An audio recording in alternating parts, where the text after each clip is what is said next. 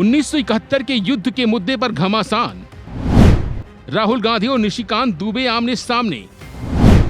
निशिकांत दुबे का राहुल गांधी पर आरोप। तथ्यों को तोड़ मरोड़ कर पेश करने का लगाया आरोप। निशिकांत दुबे ने स्पीकर को लिखा पत्र। जी हां, बीजेपी सांसद निशिकांत दुबे और लोकसभा में नेता प्रतिपक्ष राहुल गांधी एक बार फिर से आमने सामने आ गए हैं। निशिकांत दुबे का कहना है कि राहुल गांधी ने लोकसभा में 1971 के युद्ध के तथ्यों को तोड़ मरोड़ कर पेश किया। इसे लेकर बीजेपी सांसद ने लोकसभा अध्यक्ष ओम बिरला को पत्र लिखा है। निशिकांत दुबे का कहना है कि मंगलवार को पाकिस्तान के खिलाफ 1971 के युद्ध में इंदिरा गांधी की भूमिका को लेकर राहुल गांधी ने जो तथ्य पेश किए वो गलत हैं। उन्होंने तथ्यों को तोड़ मरोड़ कर पेश करने का आरोप लगाया है। निशिकांत दुबे ने स्पीकर से विपक्ष के नेता के इस बयान को गंभीरता से लेने का आग्रह किया है। राहुल गांधी ने ऑपरेशन सिंदूर पर उठाए थे सवाल। राहुल गांधी ने मंगलवार को सदन में ऑपरेशन सिंदूर पर विशेष चर्चा के दौरान 1971 के मुद्दे का उल्लेख किया था। उन्होंने कहा था कि यदि प्रधानमंत्री नरेंद्र मोदी ने इंदिरा गांधी जैसा 50% भी साहस होता तो वह स्पष्ट रूप से कहते हैं कि अमेरिकी राष्ट्रपति डोनाल्ड ट्रंप झूठ बोल रहे हैं। उन्होंने भारत और पाकिस्तान के बीच युद्ध विराम की मध्यस्थता की थी। दादी इंदिरा गांधी के सशस्त्र बलों को पूरी छूट दी थी। लोकसभा में ऑपरेशन सिंदूर पर बोलते हुए उन्होंने कहा था कि उनकी दादी इंदिरा गांधी ने सशस्त्र बलों को पूरी छूट दी थी, जबकि मोदी सरकार ने उनके हाथ बांध दिए हैं। इस मौके पर राहुल गांधी ने मोदी सरकार पर जमकर निशाना साधा। जनरल मानेकशॉ ने इंदिरा गांधी जी से कहा कि मैं ऑपरेशन गर्मी में नहीं कर सकता हूं, नहीं करूंगा, मुझे 6 महीने चाहिए। इंदिरा गांधी जी ने उन्हें कहा आपको 6 महीने चाहिए, 1 साल चाहिए, जितना भी आपको समय चाहिए आप लीजिए, क्योंकि आपको फ्रीडम होनी चाहिए, फ्रीडम ऑफ एक्शन आपको होना चाहिए, फ्रीडम ऑफ मैनूवर आपका होना चाहिए। 1 लाख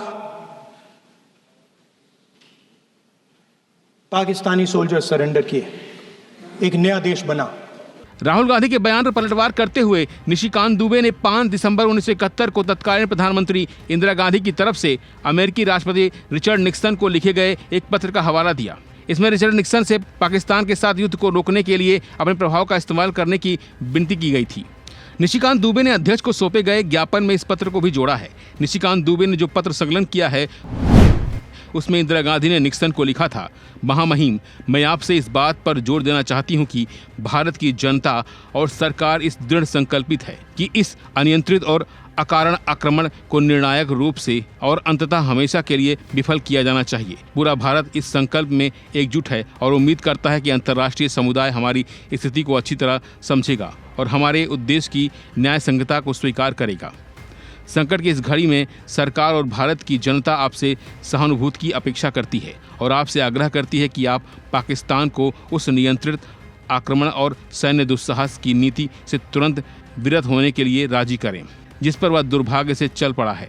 मैं आपसे अनुरोध करती हूं कि आप पाकिस्तान सरकार पर अपना निस्संदेह प्रभाव डालें ताकि भारत के विरुद्ध उनकी आक्रामक गतिविधियां रुकें और पूरी बंगाल की समस्या की जड़ से तुरंत निपटा जा सके।